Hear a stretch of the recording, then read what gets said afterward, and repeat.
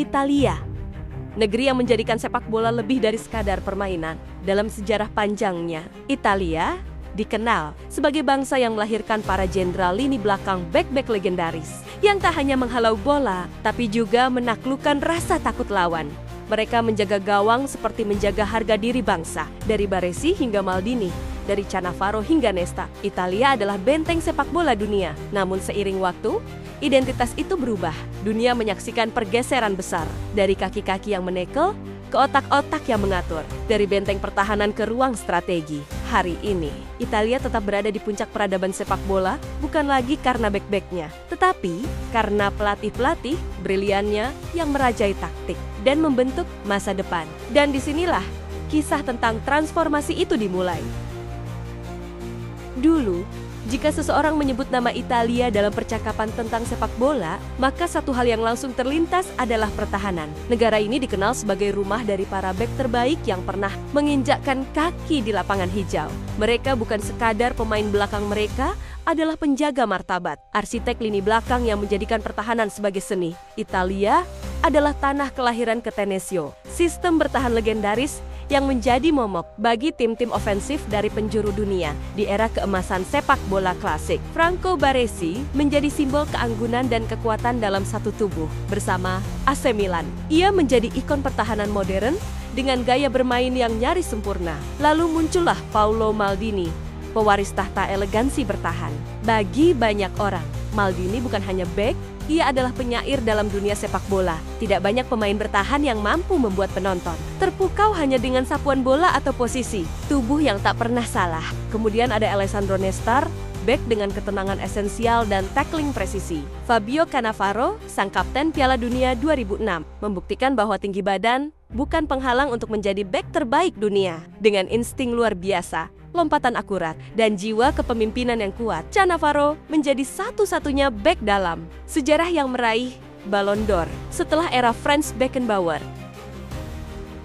Gaya bertahan Italia bukan semata-mata taktik defensif, itu adalah budaya. Catenaccio tidak lahir dari ketakutan menyerang, tapi dari filosofi bahwa kemenangan bisa dicapai dengan kesabaran, kedisiplinan, dan kesempurnaan taktik. Para pelatih Italia generasi awal seperti Nereo Rocco dan Helenio Herrera memperkenalkan sistem ini sebagai bentuk kontrol total atas permainan. Mereka tidak sekadar mengatur pemain, tapi mengatur ruang, waktu, dan ritme. Maka tak heran, selama bertahun-tahun ketika dunia menyebut bek terbaik, sebagian besar berasal dari Italia. Namun waktu terus berjalan, generasi demi generasi berlalu, dunia sepak bola berubah.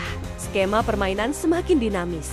Pertahanan total mulai ditinggalkan, digantikan pressing tinggi dan pergerakan transisi cepat. Namun Italia tak tinggal diam. Ketika dunia bergerak, mereka menyesuaikan diri. Dan perubahan besar itu terlihat jelas dalam satu dekade terakhir.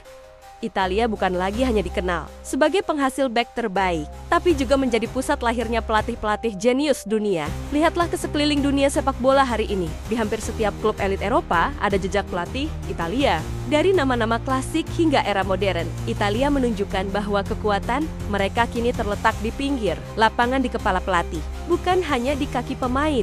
Di garis depan revolusi ini berdiri Carlo Ancelotti. Ia adalah legenda hidup dalam dunia kepelatihan. Sebagai satu-satunya manajer yang memenangi Liga Champions 5 kali, Ancelotti bukan hanya pelatih, tapi duta taktik Italia ke seluruh dunia. Ia dikenal fleksibel, tenang, dan memiliki kemampuan langka membuat para pemainnya merasa nyaman tanpa mengorbankan disiplin tim. Lalu ada Massimiliano Allegri, pelatih yang membawa Juventus mendominasi Serie A selama bertahun-tahun. Meskipun tidak terlalu gemerlap dalam ekspresi, Allegri dikenal sebagai ahli dalam membaca permainan dan mengubah formasi di tengah laga dengan presisi luar biasa.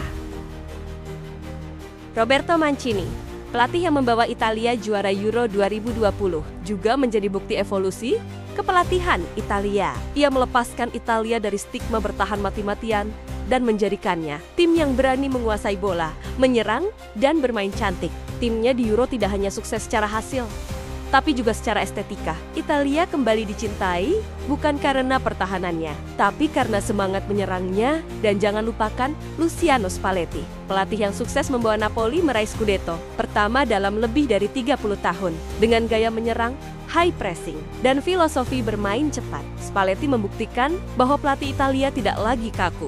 Mereka beradaptasi, belajar, bahkan menginspirasi. Terakhir, nama-nama seperti Simone Inzaghi, Vincenzo Italiano, Stefano Pioli, dan bahkan yang lebih muda seperti Thiago Motta mulai mencuat sebagai generasi baru pelatih yang siap mengguncang Eropa dengan ide-ide segar. Mereka belajar dari masa lalu, tapi berani membawa sesuatu yang baru. Yang membedakan pelatih Italia dengan banyak pelatih dari negara lain adalah pendekatan taktikal yang sangat detail. Mereka bukan sekadar pelatih, tapi seniman strategi. Mereka merancang skema seperti arsitek membangun kota. Tidak ada yang kebetulan dalam pendekatan mereka. Dari formasi dasar hingga pergantian pemain, semuanya dirancang berdasarkan pengamatan mendalam terhadap lawan. Selain itu, pelatih Italia punya karakter khas.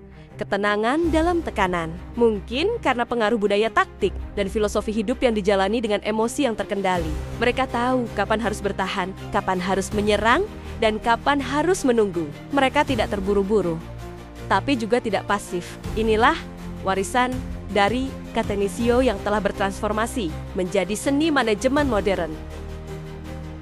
Perubahan ini mencerminkan transformasi besar dalam identitas sepak bola Italia. Jika dulu mereka dikenal dengan pemain belakang hebat, simbol kekuatan dan ketahanan, maka kini mereka menguasai dunia melalui kecerdasan, perencanaan, dan pengaruh dari bangku cadangan. Perubahan ini bukan kehilangan, melainkan perkembangan. Italia telah membuktikan bahwa ketika mereka tidak lagi mendominasi lewat kaki para bek legendaris, mereka tetap mengendalikan permainan lewat otak para pelatih brilian.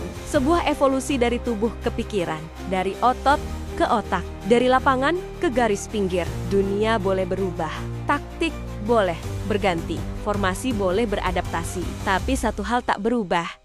Italia selalu punya tempat di puncak sepak bola dunia. Dulu lewat para bek hebat yang menjadikan pertahanan sebagai kekuatan utama. Sekarang lewat para pelatih yang membuat strategi dan taktik menjadi senjata mematikan. Mereka tidak hanya menulis sejarah, tapi juga membentuk masa depan. Italia tidak berhenti menjadi pusat kecerdasan sepak bola. Mereka hanya mengganti senjatanya dari sliding tackle ke strategi formasi, dari blok pertahanan ke pressing tinggi, dari Franco Baresi ke Carlo Ancelotti, dan mungkin itu adalah bentuk kejayaan yang lebih abadi, karena ketika kaki sudah pensiun, pikiran tetap bisa menginspirasi dunia. Italia telah membuktikan, dalam sepak bola, kemenangan tidak hanya ditentukan oleh siapa yang mencetak gol, tapi oleh siapa yang mengatur semuanya dari pinggir lapangan